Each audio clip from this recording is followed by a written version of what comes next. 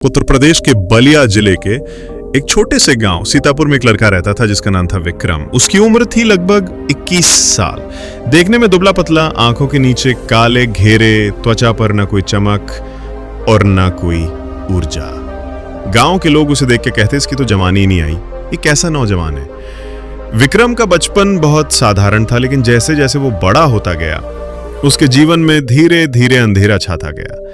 गांव के कुछ लड़के जो शहर से पढ़ाई करके आए थे, वे अक्सर मोबाइल में कुछ वीडियोस दिखाते, हंसते और उसका मन भटकाते। शुरुआत में उसे कुछ समझ नहीं आया, लेकिन धीरे धीरे वो भी उनकी संगति में आ गया और अश्लील चीजें देखना उसकी आदत सी बन गई। शुरुआत में ये सब उसे रोमांचक लगा, लेकिन धीरे धीरे वो खुद को खोता चला गया। दिन ब दिन विक्रम का शरीर कमजोर होने लगा, बाल झड़ने लगे, आंखों की रोशनी धीमी पड़ने लगी और सबसे बड़ी बात, वो हर समय थका हुआ महसूस करता। उसके माँ बाप, जो एक किसान परिवार से थे, बहुत परेशान रहने लगे। माँ अक्सर मंदिर में मन्नतें मांगती और पिता हर सप्ताह उसे किसी नए वैद्य के पास लेकर जाते। एक दिन शहर से आए एक वैद्य ने उसकी जांच की और कहा इसके शरीर में प्रोटीन, विटामिन B12 और टेस्टोस्टेरोन की भारी कमी है। दवाएं दी गई, लेकिन कई महीनों तक कोई फर्क नहीं पड़ा। उसके शरीर में कोई सुधार नहीं हुआ। पिता हैरान थे कि लाखों रुपए खर्च करने के बावजूद उनका बेटा दिन ब दिन और कमजोर क्यों होता जा रहा है। एक दिन गांव के बुजुर्ग श्याम बाबू, जो पहले योग और आयुर्वेद के ज्ञाता थे, उन्होंने विक्रम को देखा। वे सीधे विक्रम के पिता से बोले, तुम्हारा बेटा ब्रह्मचर्य का नाश कर रहा है, इसी कारण उसकी हालत ये हो गई है। पिता पहले तो चौंक गए, फिर बेटे से पूछा, बेटा क्या तुम सच में ब्रह्मचर्य का नाश करते हो? विक्रम ने गुस्से से जवाब दिया, पिताजी आप भी उन पुराने लोगों की बातों में आ गए। वो बूढ़े हो चुके हैं, दिमाग काम नहीं करता उनका। पिता शांत रहे, लेकिन उन्हें विश्वास नहीं हुआ। उन्होंने एक रात विक्रम के कमरे की तलाशी ली और वहां कुछ ऐसी चीजें मिली जिसने सच्चाई उजागर कर दी। कमरे में मोबाइल में सेव, अश्लील वीडियोस और फोटो मैगजीन के टुकड़े और गंदी गंध से पूरा कमरा भरा था। पिता की आंखें भर आईं। उन्होंने बेटे को बुलाया और कहा, बेटा मैंने तुम्हें जीवन दिया, पर तुमने अपने कर्मों से खुद को बर्बाद कर दिया। तुम्हारे इलाज में मैंने खेत गिरवी रख दिए। ये सब जो कर रहे हो, इससे ना तो तृप्ति मिलेगी, ना ही भविष्य। विक्रम चुप था। अब वो झूठ नहीं बोल सकता था। उसके भीतर एक अपराध बोध पनपने लगा। एक दिन गांव में एक साधु बाबा आए। नाम था स्वामी आत्मबोधानंद। लोग कहते थे वे 30 वर्षों से अखंड ब्रह्मचारी हैं और युवाओं को सही राह दिखाने में सिद्ध हैं। विक्रम के पिता उसे किसी तरह साधु बाबा के पास ले गए। बाबा ने विक्रम को देखा, मुस्कुराए और कहा, बेटा चलो बगीचे की सैर करें। सैर करते हुए बाबा ने उसे एक नन्हा पौधा उखाड़ने को कहा।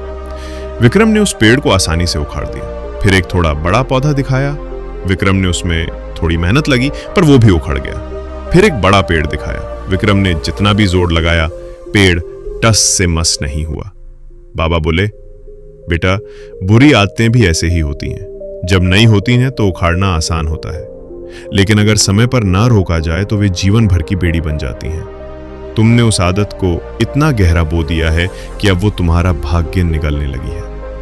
विक्रम की आंखों में आंसू आ गए। उसे अपनी मूर्खता पर शर्म आई। उस दिन के बाद विक्रम ने अपने जीवन को पूरी तरह बदलने का प्रण लिया। उसने मोबाइल छोड़ दिया। साधु जी के कहे अनुसार हर दिन सुबह योग, प्राणायाम और ध्यान करने लगा। ब्रह्मचर्य व्रत का पालन करने लगा। पहले एक हफ्ता कठिन था। शरीर कांपता था, नींद नहीं आती थी, लेकिन धीरे धीरे उसका मन शांत होने लगा। 2 महीने बाद उसके चेहरे पर चमक लौट आई। शरीर में शक्ति आने लगी। वो जो पहले थका थका रहता था, अब खेत में अपने पिता के साथ काम करने लगा। गांव के लोग चकित थे। ये वही विक्रम है जो बीमार और कमजोर था। विक्रम अब केवल शरीर के सुधार से संतुष्ट नहीं था। वो चाहता था कि उसकी गलती औरों के लिए सबक बने।